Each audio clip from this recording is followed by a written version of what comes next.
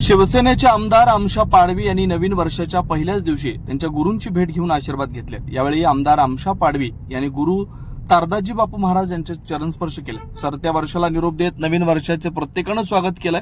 अनेकांनी संकल्प देखील केले। आज सकाळी नंदुरबार तालुक्यातील करणखेडा इथे एका धार्मिक कार्यक्रमात शिवसेनेचे आमदार आमशा पाडवी यांनी त्यांचे गुरु तारदाजी बापू महाराज यांची भेट घेऊन चरणस्पर्श केले।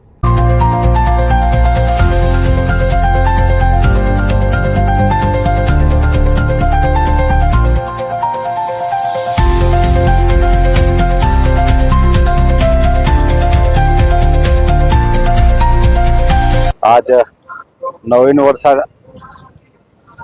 वर्षामध्ये आमच्या सरदार थान मान्य तारादाजी बापू आणि त्यांच्या बरोबर सर्व जे सियाराम परिवार आज नवीन वर्षाच्या परशुरामचंद्राचं जे 20, 21, 22 तारखेला जो कार्यक्रम आहे आणि त्या कार्यक्रमासाठी सर्व जे सियाराम परिवार आणि आमच्या परमपूज्य तारादाजी बापू त्यांच्याशी आमची नवीन वर्षाची भेट झाली आणि म्हणून आम्हाला सुद्धा एक ऊर्जा भेटते।